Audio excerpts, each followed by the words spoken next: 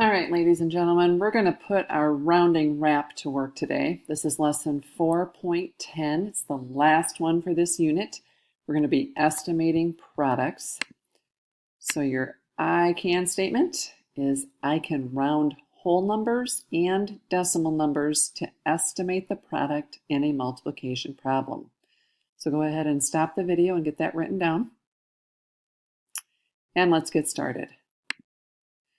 All right, so we have looked at rounding in this way before, where if we're rounding to the nearest 10, we have to think about, okay, what 10 would 42 be closest to? And if we look at the tens place, we see that we've got our options are 40 or 50. And we know that 42 is closer to 40. So over to problem number 2, if we're rounding 762 to the nearest 100, we're thinking to ourselves, okay, is it going to be closer to 700 or 800? And 762 is more than 750, which is halfway, so we know it's closer to 800. Now, when we get to the tenths place, and we're rounding to the nearest tenth, we see that we have an 8 in the tenths place, so we have to decide, is this number closer to 8 tenths or 9 tenths? And it might be helpful to think of our tenths as 80 hundredths or 90 hundredths, and then that 86 that we see here makes a little more sense. And it's more than 85, so that makes it closer to 90 hundredths or 9 tenths. And then finally, problem number 4, when we're getting into the hundredths, we're deciding, okay, is that 6 going to stay a 6? Is this going to be 26 hundredths or 27 hundredths? And again, we might want to add zeros onto the end. So then we can look at this as 263, remembering that 265 would be halfway, and 263 would be closer to 260, or in this case, 260 hundredths or 26, I'm sorry, I should have said 260 thousandths or 26 hundredths. All right, so that's one way that you could think of this. Let's look at our second method, and this is what we think of when we look at our rounding wrap. So remember that first we find the place value, circle the digit, move to the right, underline it. Okay, if that underlined digit is 0 through 4, the circled number stays the same. If that underlined digit is 5 through 9, adding 1 is the game. And then as the song says, flex your muscles like a hero. Digits to the right change to 0. All the other numbers stay the same. And you're a winner in the rounding game. And we've got an exception to that rule, and we'll talk about that in a minute. All right, so let's put our rounding wrap to the test. So in the first two, we're rounding to the nearest 10. So we're going to find the place value, circle the digit, move to the right, underline it. 0 through 4, nope, it's a 5 through 9. So adding 1 is the game. Now in this case, the 4 becomes a 5. So we have I said point originally, but we're rounding to the nearest 10, so that's going to be 50 from 40 to 50. All right, so 71, is it closer to 70 or 80? So find the place value, circle the digit, move to the right, underline it. 0 through 4, the circle stays the same. Okay, we're rounding to the nearest 100. So we find that place value, circle the digit, move to the right, underline it. 0 through 4, the circle stays the same. 5 through 9, adding 1 is the game. Nope. So flex your muscles like a hero. Digits to the right turn to 0. The other numbers stay the same. Moving on, find the place value, circle it, move to the right, underline it. 5 through 9, adding 1 is the game. Everything else becomes zeros. Same is true here. We're simply rounding to the nearest tenth. Find the place value, circle it, move to the right, underline it. 0 through 4, the circle stays the same. All right, so everything to the right becomes a 0. On the decimal side, remember that we really don't need it. So either of these numbers would actually be correct.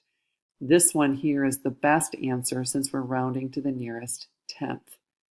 Over here, find the place value, tenth, circle it, move to the right, underline it. 0 through 4, the circle stays the same.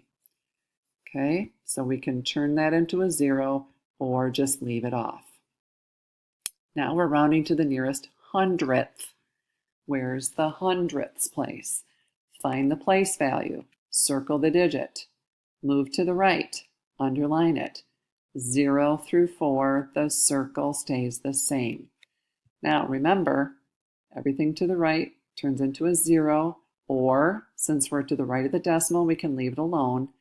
And then remember, everything else stays the same. All the other numbers stay the same. So we kept this a 3. We have to leave the 5 alone as well. Finally, find the place value, circle the digit, move to the right, underline it. 0 through 4, the circle stays the same. Since this is 5 through 9, adding 1 is the game. Digits to the right turn into 0. Everything else stays the same. So the 0 becomes a 1. 9 becomes a 0, the 6 is left alone, or we can simply leave that 0 off, and we've got 61 hundredths. Now, we've got one exception. Let's look at this.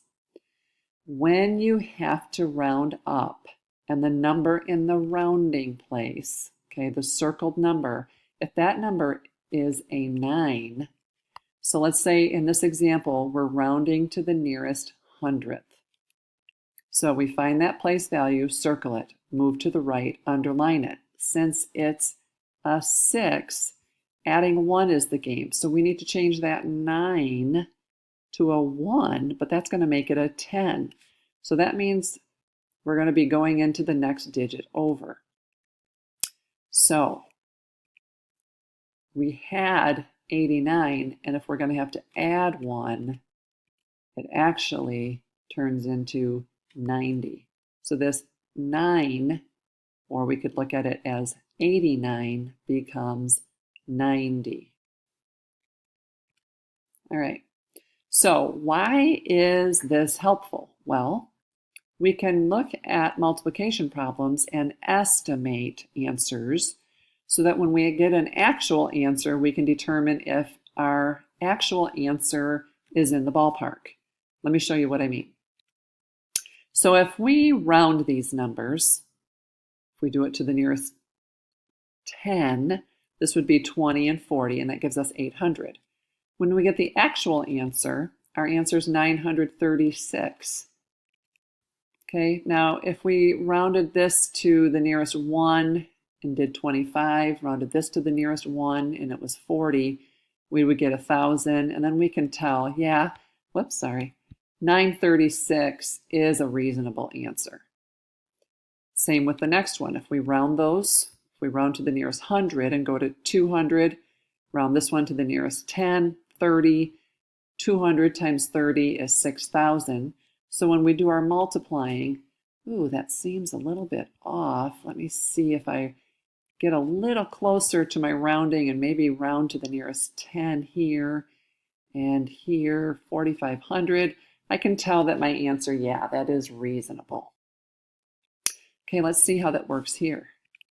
So if I'm rounding to the nearest tenth in both of these instances, I get 14 hundredths.